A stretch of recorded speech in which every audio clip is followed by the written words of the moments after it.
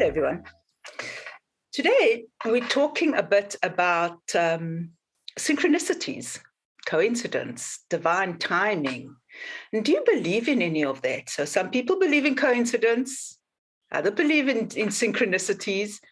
And what about divine timing? I mean, if you think about, go back to your life, for me, it was divine timing that got me out of detention, and divine intervention that got me out of detention. The clank of change.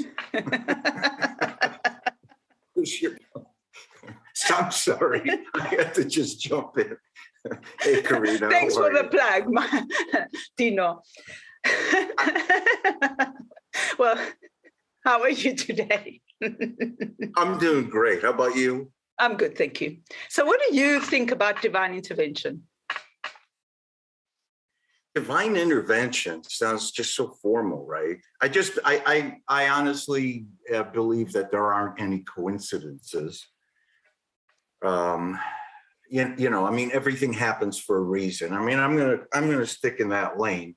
Divine intervention, you lose half the audience because some people want to believe in whatever they want to believe, either power through themselves or a higher power, or like we did in group. They're like, hey, if you don't believe in God, believe in a tree. Just believe in something.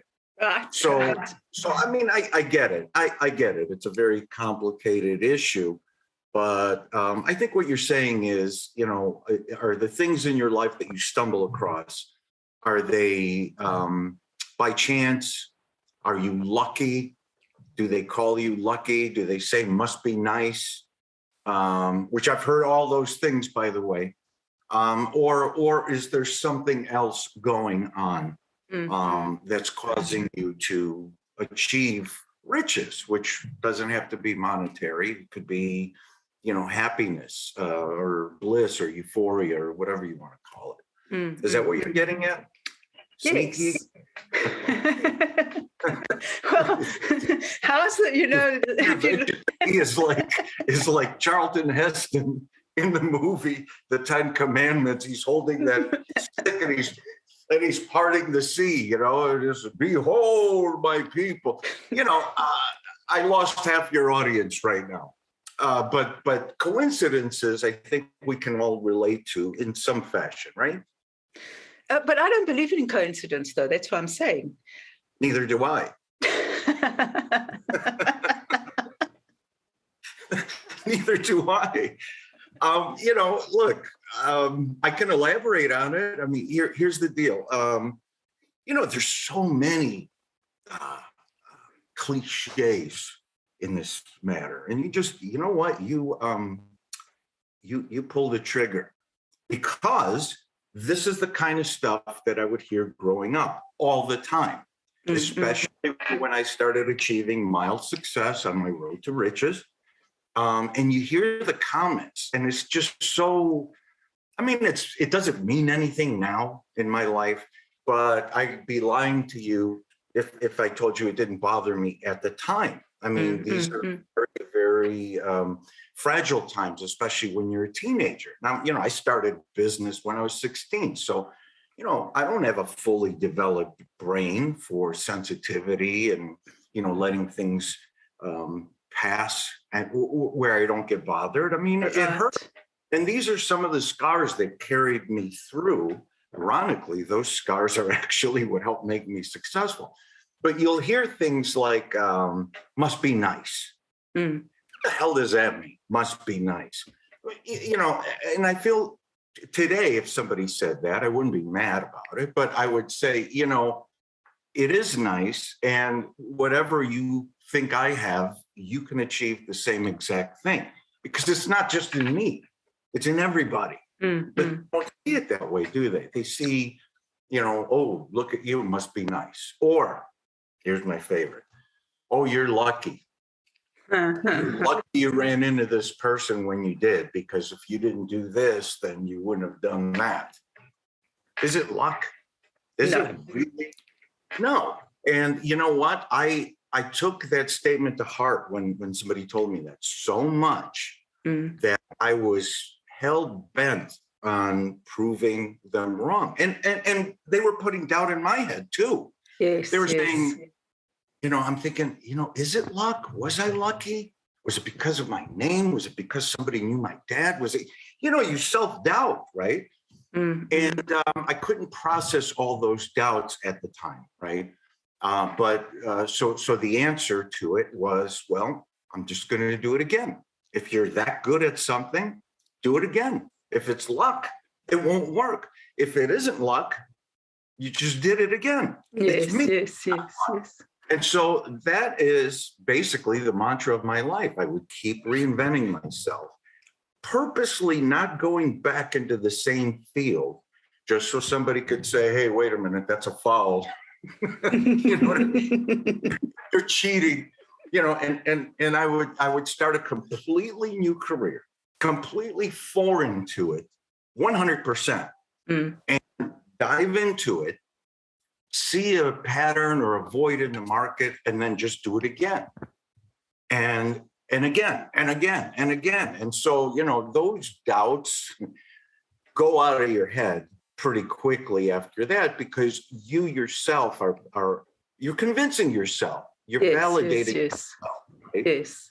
First, we seek validation from outward sources, and then finally, we seek validation from ourselves. I think that is the magical journey that everybody's on. I just want to, while you're thinking about that, hold that thought. I want to go back and say, it's always very interesting how people say, oh, you were lucky, because if you weren't there and you didn't meet this person, then nothing would have happened. The interesting thing is that a lot of people meet people. I mean, you meet people all the time, right? And how many people actually do something with that relationship or do something with that interaction? It's not luck that you actually went, you met this person, and from there you built Bugband, right? It's no coincidence that happened. It's because you did it. Someone else might have met that person and just walked away. So can't be luck, right? Let me do a Carina. Let's go back to your statement, because this is a good one, right? It is luck, in my opinion, that I was standing in a booth next to the guy that was eventually going to be the one manufacturing my product. Okay. Right. Let's just say that's luck. Synchronicity. Well, let's just call it luck for a second. Luck. I think of the Police album when I hear synchronicity. Okay.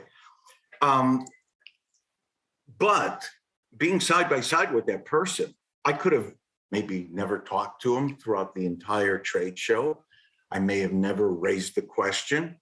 He may have not been interested in talking to me. I mean, it was my personality, my conviction, my creativity, whatever you want to call it. It was me that made that situation happen. The luck, you could plop somebody down, crossroads every single second of every day. Oh, it was lucky I ran into you. But then what? So one of my favorite sayings, and people just look at me like this. One of my favorite sayings is, I watch people trip over gold bars on the ground every single day. And it just amazes me that they just don't bend down and pick it up. But they don't see it. If they don't realize it's a gold bar, they'll just keep walking. So it's how you view things in life that really makes a difference. And so again, I mean, the validation in yourself that you get to a point. This is not cocky, okay? This is real. This isn't an act. I mean, you can wind me up and put me in any. This is how I feel. You can put me in any situation with anyone, and I will find commonality, rapport, trust, and possibly a business venture or some kind of networking that we can do in the future. That's me, because I'm not afraid to speak. I'm not afraid to think. I'm not afraid of who they are, whether they're an imposing figure or whether they're somebody who's homeless. There's commonalities with every single person, and those human traits, those human emotions are what have served me well all these years, especially now. I mean, my God, what a need for what's happened. I mean, I'm pinching myself. I'm saying, I'm not that charismatic. Why are people like, gravitating to this message? The foundation's doing great. There's all these people that are messaging me for, just to tell me, hey, I've been watching your posts and I find them very inspiring. I'm like, huh? This is me. Remember me? But it's because I'm not putting any expectation on anything. Yes. I'm doing what I love to do, and you can feel it. You can feel it. And that is a tremendous way to experience what you call synergy, or, synchronicity, or electricity, whatever you want to call it. Yes, yes. And I Are think... you speechless yet? I'm kidding. What I'm thinking, seriously, yes, you see, now I've lost my train of thought. Okay. Bam! That one's for you, Michael. That one's for you, Michael. All right. Okay. I'm sorry. Okay. I lost that somewhere. Okay. So what we were saying is it's about synchronicity. I think people feel authenticity. So if you're true and if you're real and if you're doing this with love, universal love, unconditional love, whatever you want to call it, people feel that because there's so much superficiality out there, especially on social media. Like all these people are talking whatever they're talking, and who knows what it is really, because it's easy to lie, I suppose. I don't know. So I think that's also a big thing, is that people can feel your openness, your honesty, your authenticity. They can feel Dino. And that's like, and these are like obvious, it's feelings when you post something, it's from the heart, right? Absolutely. I mean, I'll go further, because you guys go back 4 months in these episodes, you'll see how much I hated, and I'm using hate with a capital H, social media platforms, because I didn't understand them. I didn't understand. 6 months, actually. Was it 6? Okay, whatever. Okay, but I didn't understand them, and yeah, I did hate them, and I'll tell you why. Because what I believed then is what I still believe now. You can have a lot of followers and never understand who's following you. Yeah.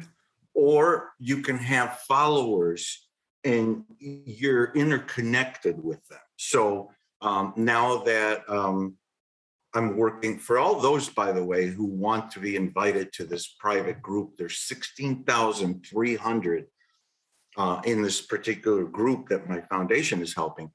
And, it covers not just addiction, but fear, depression, anxiety, self-doubt, all kinds of things, okay? So I'll give you an example. There was somebody on who posted, "I need help." That's it. I need help. And it just amazed me, because I'm not on it 24/7, although it seems like I am. But it just amazed me that the first 50 or 60 responses were either, believe it or not, a like, that stupid heart with the emoji hugging it, a heart, or my favorite, the emoji crying. Now, if I was the person who posted, "I need help," I didn't care less about your emojis. I need a real person to respond to me. And I'd like to do it, hopefully ASAP.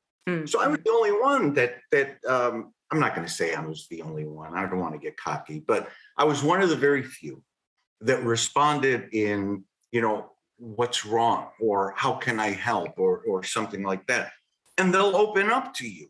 And then you can give them either some encouragement from personal wisdom and experience, or if you're out of sayings, you could go to inspirational quotes and find the perfect thing to send back.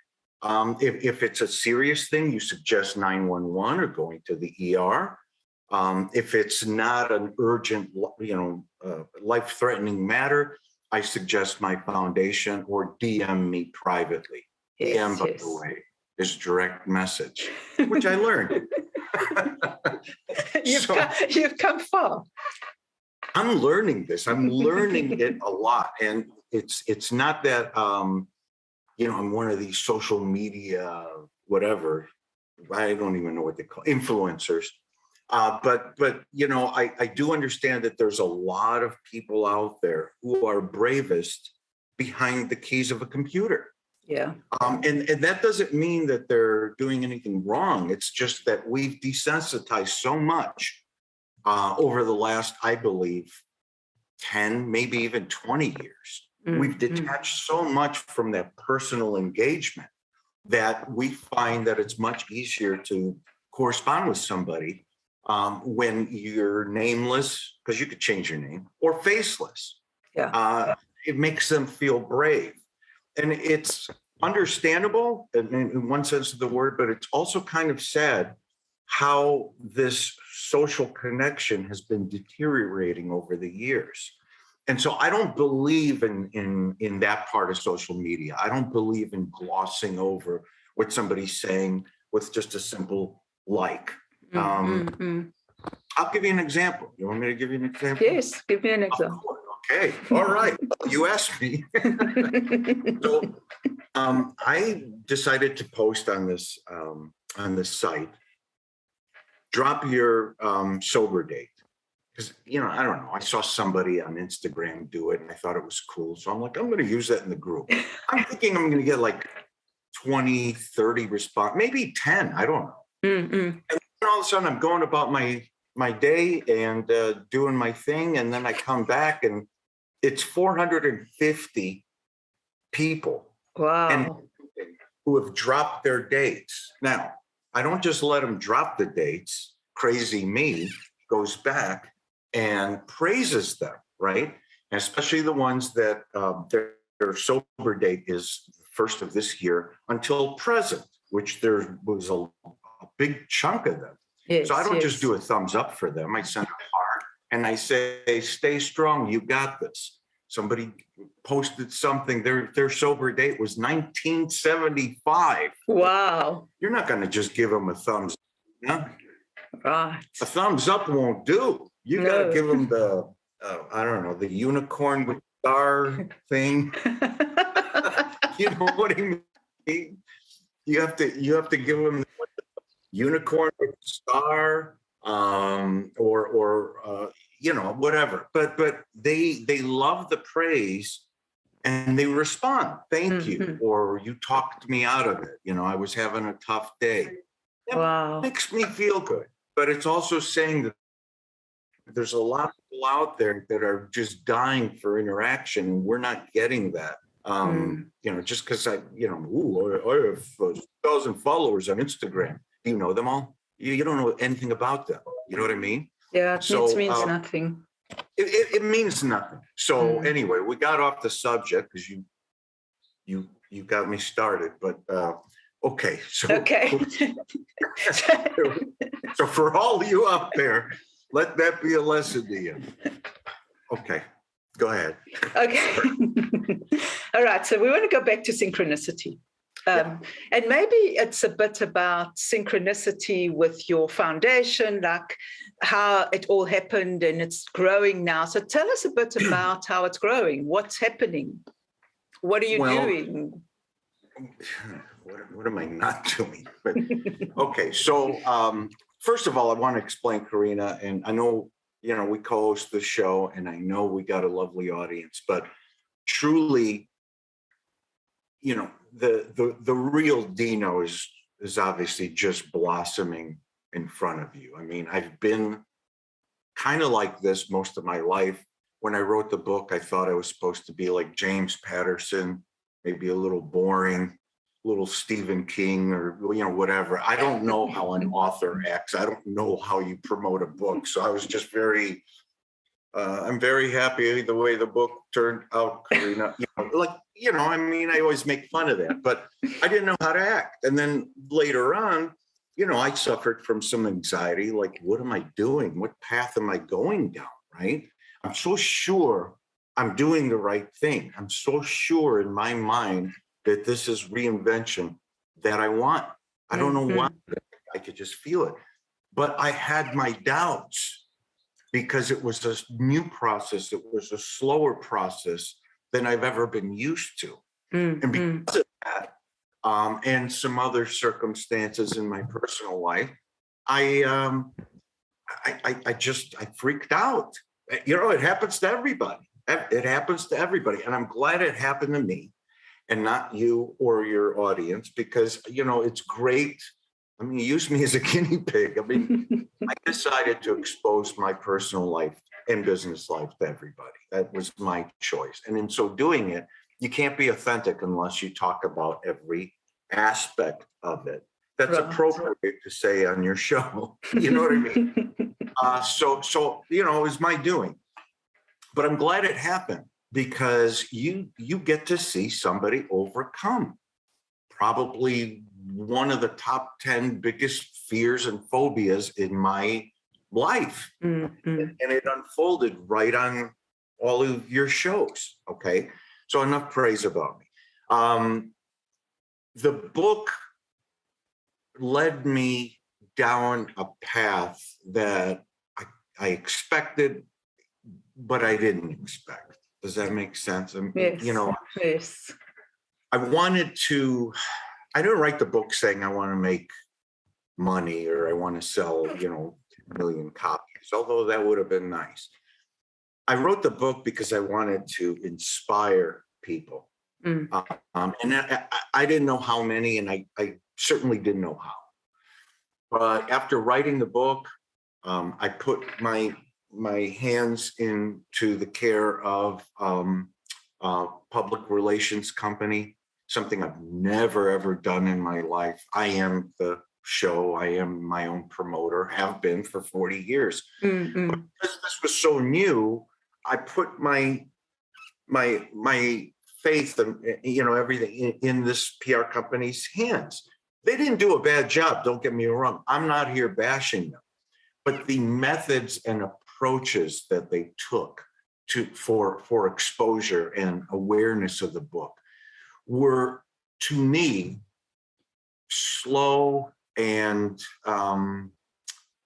it glossed over the best parts of the story. The best parts of the story isn't the book. The best parts of the story is me, the character who's gone through it all. And so it was a very cold kind of approach to it. It was successful. But when the contract expired, and this happens, by the way, guys, if you are in marketing or PR, I mean, you hire a marketing and PR company, their job is to get you exposure, okay? I mean, I'm not saying that isn't true everywhere. But when their contract was up, I did not renew it. I'm still friends with them. I'm not, like I said, I'm not knocking them, I'm not going to name them. But I was stuck at a crossroad of, okay, what am I going to do now? And what I decided to do is just take my life back into my own hands, something I was very used to and very accustomed to doing. And I was going to learn this social media, and I was going to learn how to promote a book, and I was going to learn how to promote myself after 25 years of being off the air and the covers of magazines. 25 years is a quarter century. Yeah, it's a long time. There was one writer that told the PR company, yeah, he looks good and everything like that, but, I mean, last time he was in the press was a quarter century. I feel like, you little snot, you're probably 30 years old. You know what I mean? You were 5 years old when I was famous. I took it personally. Anyway, back to what I was doing is, as soon as I put it in my hands, and they were controlling all of my social media platforms, instead of telling them I want control of them. I didn't like how they started them anyway. I just decided to just open up my own. Okay, so how do you do a Facebook account? How do you do it? I swear to God, like that. I don't know, but I had to learn. I didn't want to do Twitter because Twitter is just very angry and very impersonal. So it was a personal decision not to. So I started doing that. I had probably like 2 friends. You were my first one on Facebook, by the way. But I wasn't discouraged about it. I'm just like, if I'm doing the right thing and I'm going down the right path, and if my intent was to really inspire people, this is going to catch like wildfire, like every other thing that I've done, which is always a grassroots movement. It's never paid advertising. It's never commercials. Never. I'm not opposed to it, but I've never done it. So I'm like, why should I? Overnight, this stuff started blossoming. People started not just liking, but asking questions. It was a more personal relationship. And against all advice that I was receiving on social platforms, like, you don't really want to engage in people.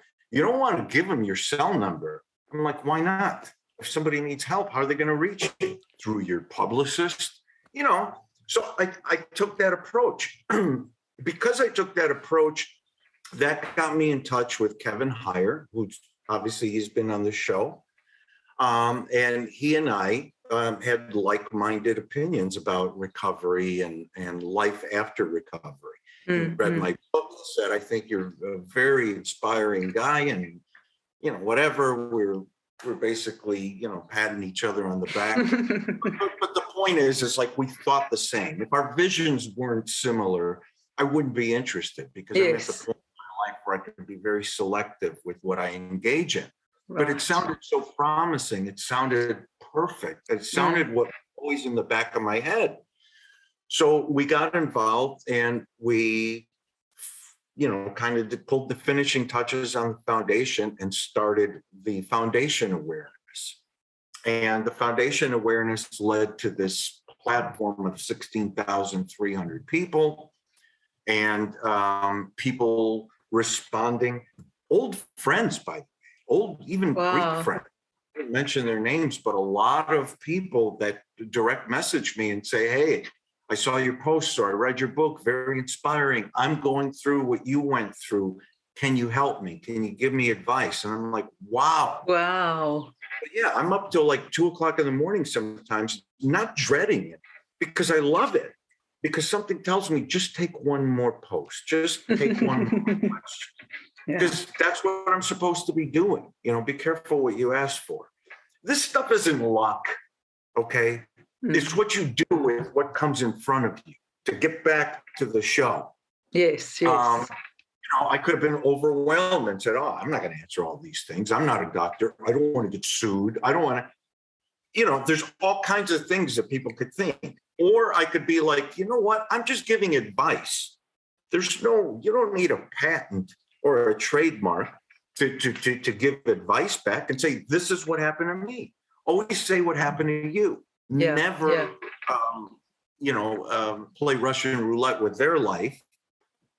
Use yourself as an example. And I'm, very fortunate to have gone through enough stuff, trauma, success, failure, self-doubt, all the bad ones, all the ones we cover on the show every week, that I have personal experience that I could share. And so it's what you do with where you're at is, I guess, what matters. So coincidence for me, no. Is it, lucky that this happened or that happened? Some of it, but again, I started out saying I wanted to reinvent myself. I wanted to go down a foreign path that I knew nothing about. I wanted to learn. And my goal, I never forgot my goal. My goal wasn't to be rich. I already did that. I already am. So what? But that doesn't mean anything. If I was fulfilled just on wealth, I'd be in a hammock all day long, Carina. And I probably be 200 pounds heavier. Probably. But every time you call it, you're like, you know what? I'm just taking a nap. No, that's not what life is supposed to be. You've been given wisdom. You're supposed to be able to share it. And so I hope that answers your question. Does it? Yes, it does. But again, we'll go back to the luck thing, okay? Because lots of people say, oh, luck, you've got luck, good luck with this, good luck with that. But again, I have to say that it depends what, like you said, I'm just going to reiterate what you're saying, is it depends what you do with it.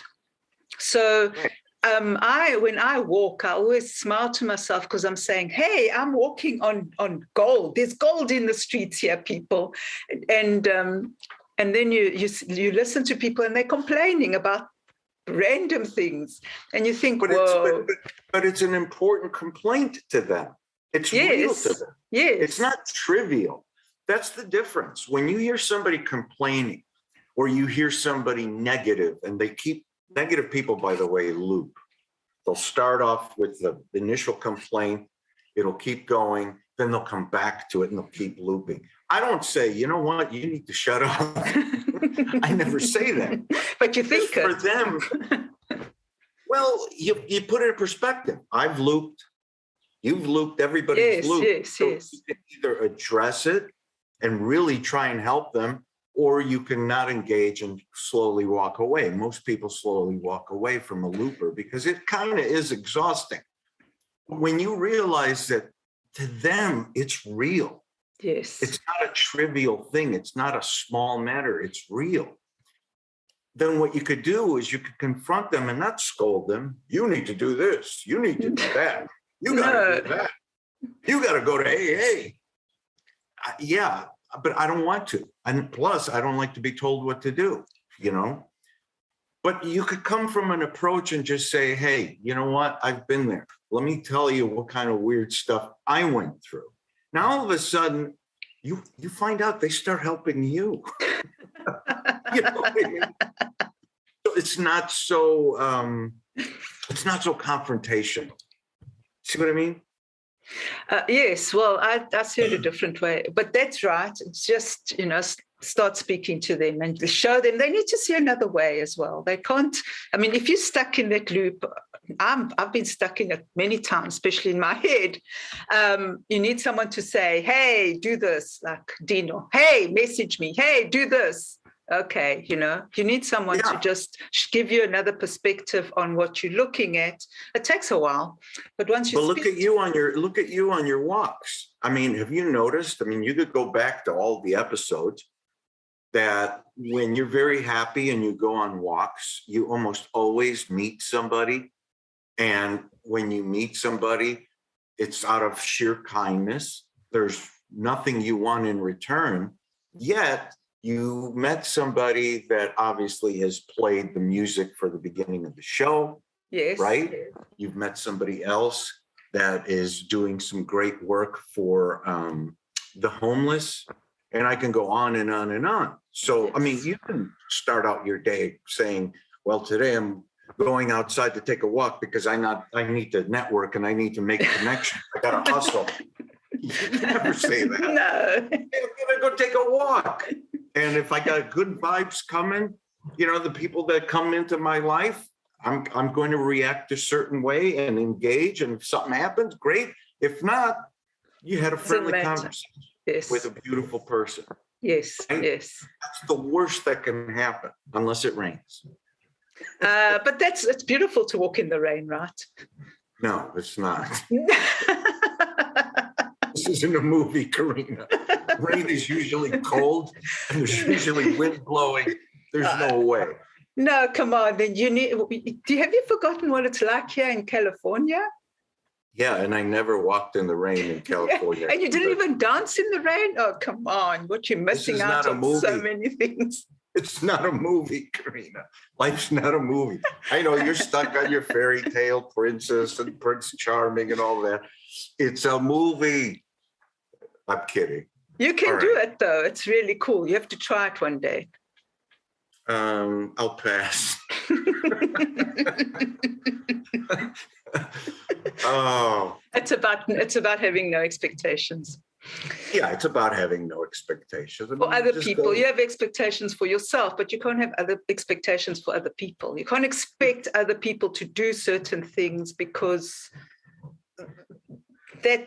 you can't do that. It doesn't make sense. No, and you can't be disappointed at that either. So the only thing that you could do is lead by example in everything that you believe.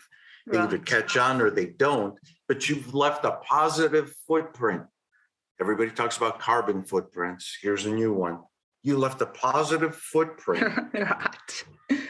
in front of the road to their lives. That maybe 10, 20 years from now, they'll be like, you know what? They were right. Or, wow, it works or whatever. You can't wait for immediate gratification when you're helping people. I mean, it's got to be genuine. It's got to be real. And it's got to be what you really want to do. If you're not into helping and, kind of doing that law of reciprocity thing, then don't. It doesn't make you a bad person.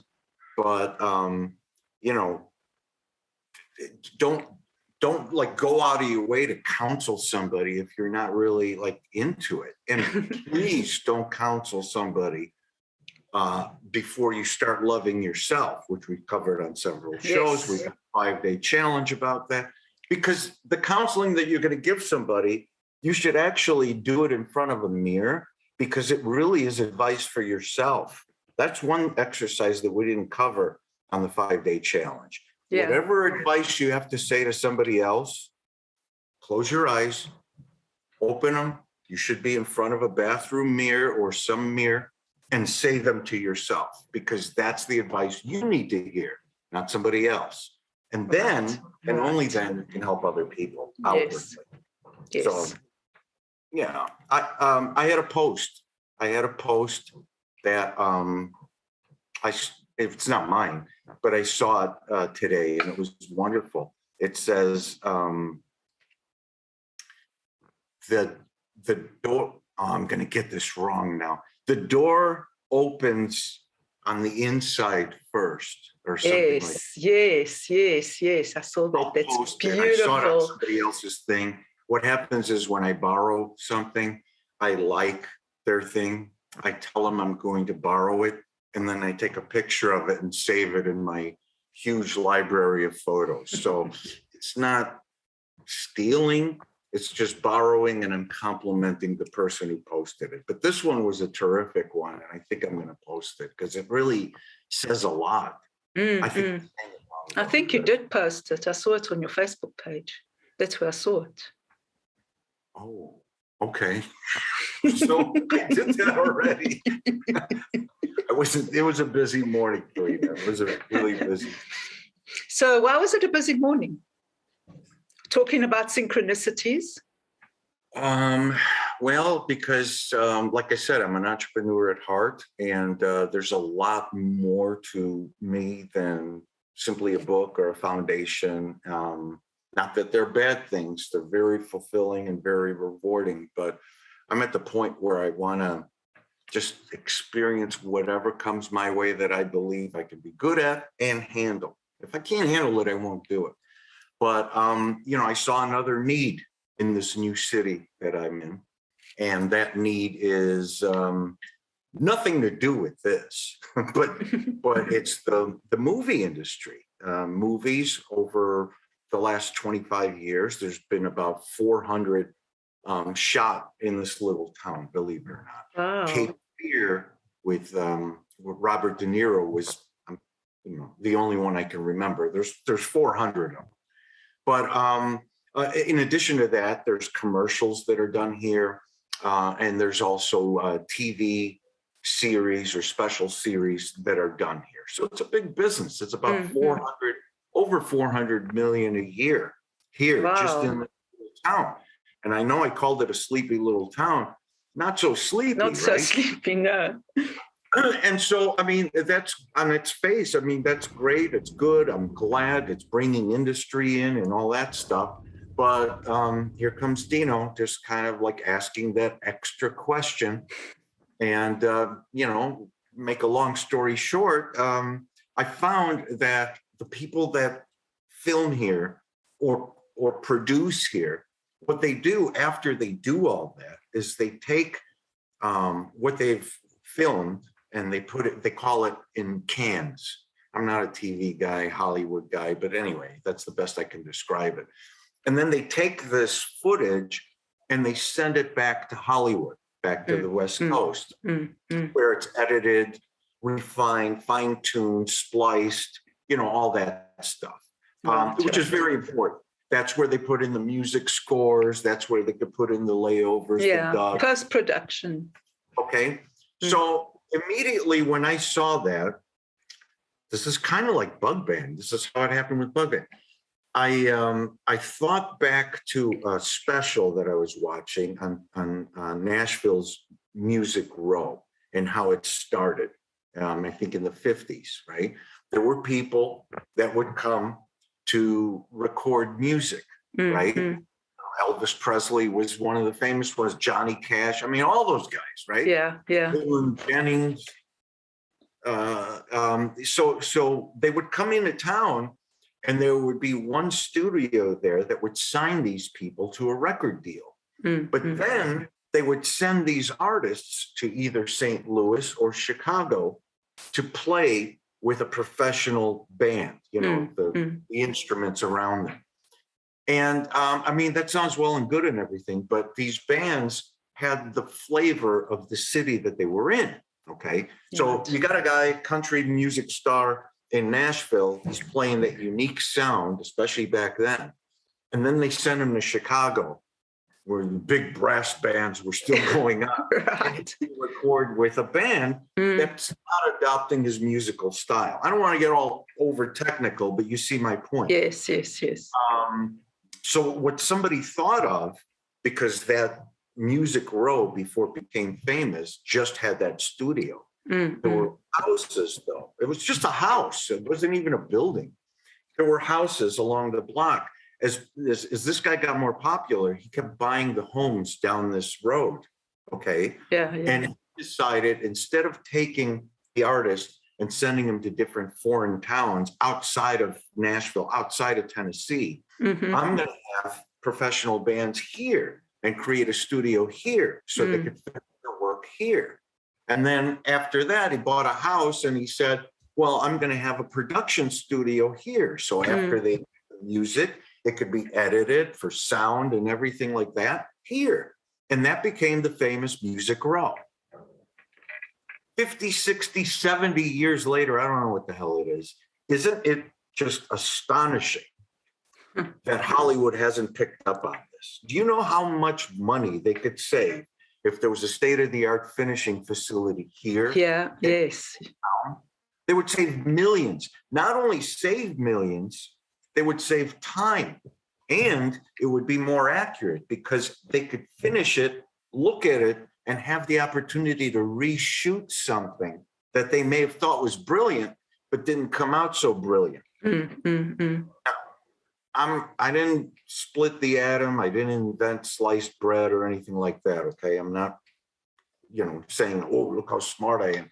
I'm just saying that, isn't it coincidence that I was at the right place at the right time, or you make the best of everything that crosses your path? Yes. And that is a show, Carina. It sure is. So how let it all in? That just bam right there. True story. And so I was having dinner discussing this, and I was looking at a few locations. Somebody, I don't know, overheard us or whatever, picked up the story. And so, I'm wake up today, I'm doing my thing, I'm helping people, and all of a sudden my phones start blowing up. And then I'm starting to get calls and I'm starting to get texts. I'm like, what's going on? I'm in the paper. Mogul looks for location. You know what I mean? Hollywood is coming to, I don't want to say the town, but I was like, whoa, so I could have been mad. I don't want anything to be said, but it was actually very flattering. And then, of course, the Table Read picked it up, and I'm in the Table Read magazine. I heard that they're going to cover your book. You were telling me, right? Yes, they are. That's awesome. I don't know where they get all their news, but whatever. I mean, that's perfect. So you could say, hey, my book is in the United Kingdom. Yes, of course, right. This stuff just happened, and all I did was just have dinner and maybe talk too loud and be a little animated the way I am with my wow, stranger things have happened. So synchronicity. I don't know, man. I'm just doing my thing. I'm just putting out a lot of positivity and love lately, but it's coming back tenfold. That cheesy saying that everybody says, that cliche. I believe it to be true. Mm-hmm. But look, on a serious note, I'm not looking for anything out of things. I mean, if I'm going to engage in a business endeavor, obviously it's to make a profit. I'm a capitalist. I'm not ashamed of it. But it's also how you treat the people around you. It's also how you treat your employees. It's also the respect. It's also encouraging them to become another D or better than a D. I'm nothing. But they could be tremendously successful. So, I mean, that's the difference. I'm not looking for wealth or accolades right now in my life, but the random, simple acts of kindness that have been happening, especially since I moved here, have been extraordinary. I mean, just amazing things happen. I mean, I go to bed and I pull the sheets back and I look for a gold bar. I'm like, I don't want to play the lottery numbers at the gas station because I'll probably win. That's how I feel. You know what I mean? And it's just oozing confidence right now. And that's amazing. I hope it lasts forever. I'm going to have my down times and I'm going to have my bad moments. So I don't want to mislead anybody who's watching and thinking like, oh, and he lived happily ever after. No, it doesn't work that way, but enjoy the ride, right? And right now, yes. Cylinder Ferrari, that baby is full throttle right now. And I love it. I love it. What can I say? That sounds beautiful, actually. So that's why everybody wants part of this, right? Because they're all enjoying this energy and your exuberance and your enthusiasm. So they go, I also want part of this. I don't know why. And I'm not going to ask why, because if I'm doing this for the right reasons, it's just going to be perpetual motion. If I stop and ask everybody, hey, so did you hear me? Did you hear me when I said this? How did you feel? That was pretty cool, right?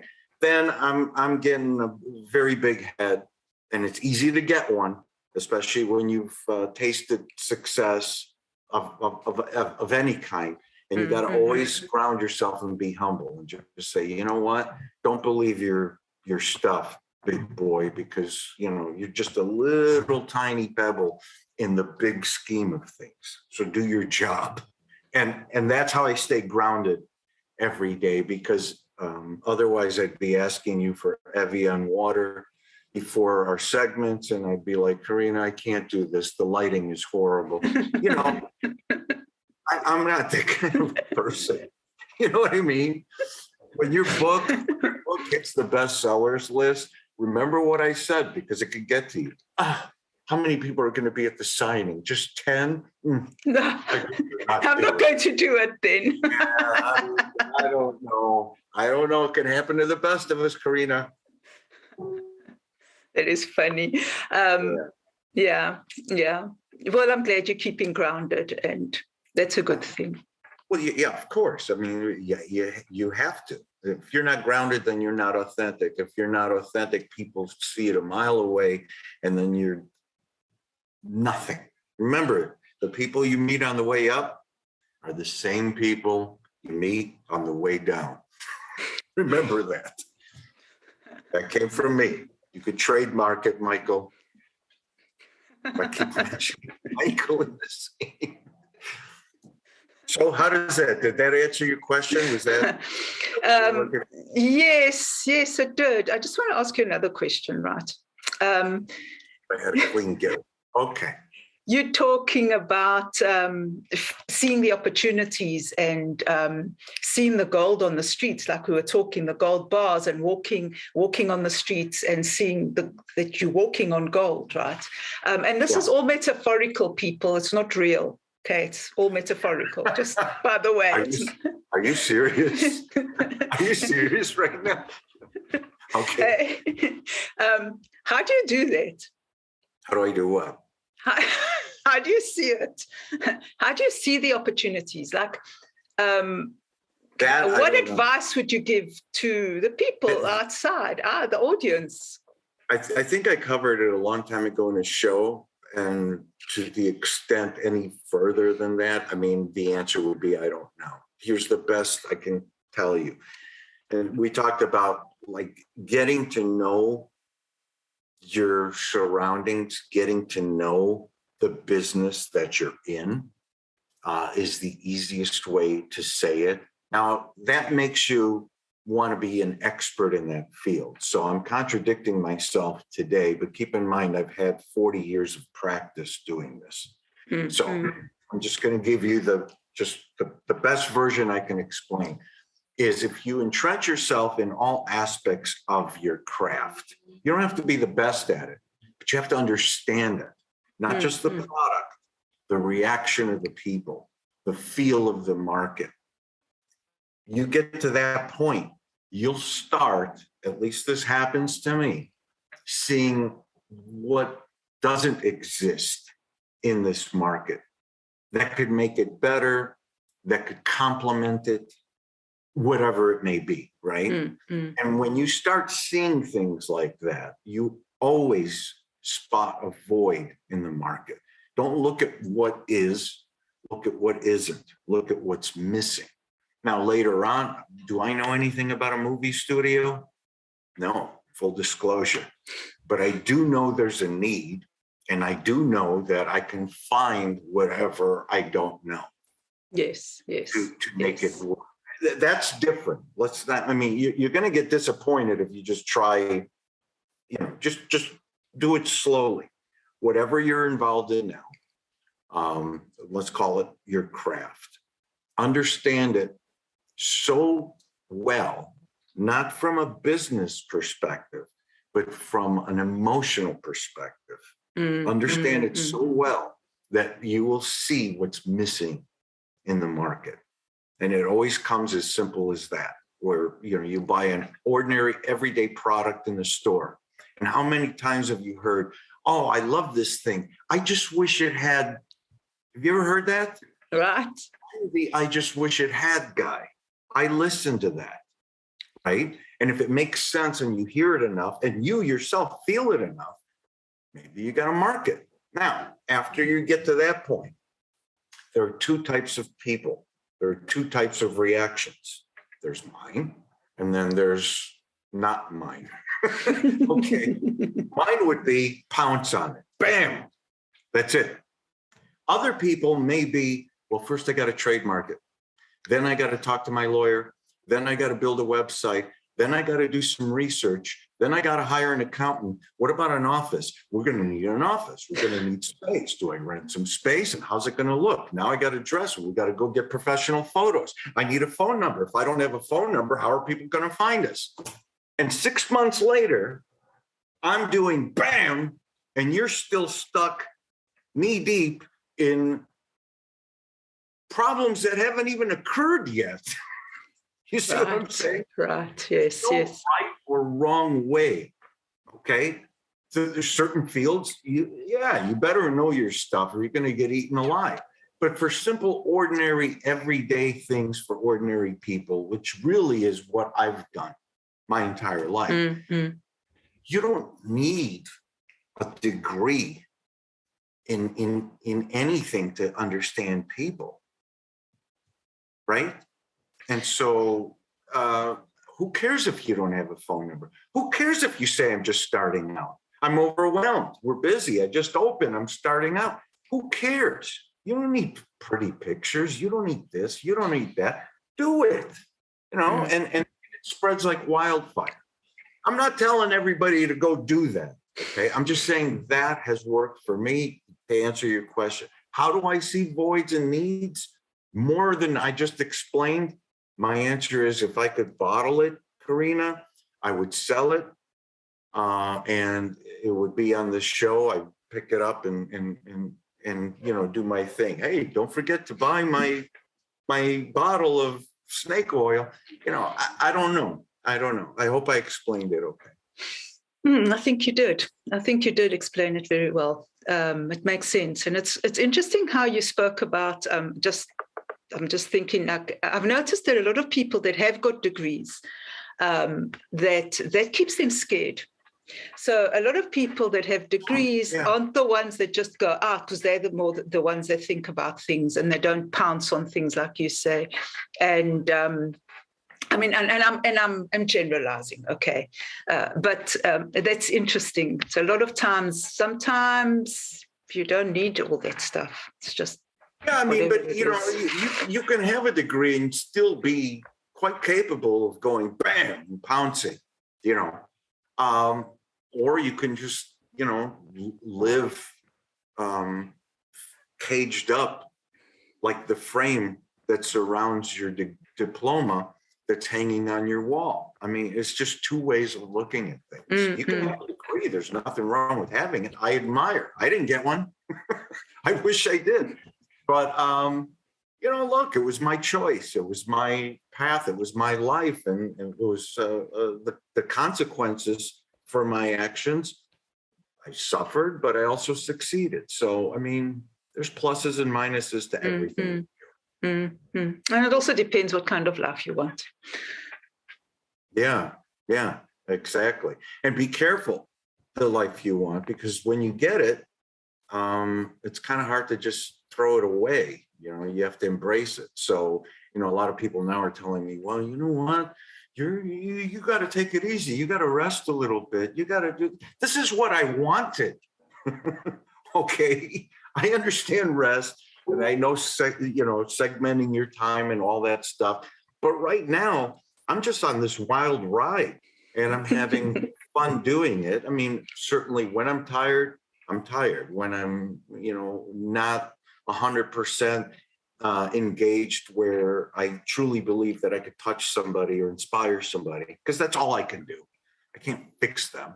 I lay off a little bit. You know yourself best. I mean, we've talked about that on a lot of shows, and somehow, I'm talking about myself too much. I hope this isn't a show that is a me show, and if it is, I certainly don't want to give that impression. I hope what we talked about today is something that somebody can take or reinforce what's in somebody's head, to continue doing what you're doing, and to just turn off the doubts a little bit and trust yourself. That wasn't your theme, but I'm throwing it in there because it really is vitally important. I don't want to just sit for an hour and just talk about myself, but I will gladly do it if it can help somebody else with their validation and things like that. Right? There are more important things in the world than to talk about Dino Miliotis all the time. But I thank everybody for watching. And I thank you. And I like, I have to end it with trust yourself, because that also makes the difference between taking the plunge and sitting back and saying, you know what, that gold bar is there, but I don't have the courage or the self-belief to actually go and pick it up. It's too heavy, or we have to test it and make sure it's real. Two of the favorites. Hey, Carina, this was a good show. I hope that helps people. I appreciate it. It was a good show. It always is. Thank you. All right. Perfect. Have an awesome day. And thanks, everyone. Yeah. All right. That was it for Break Fear, Find Freedom. What we learned today, I don't know, but I hope it helps somebody in your life. And if you like this message, share it with a friend. Single touch can change the world. Till next time, bye.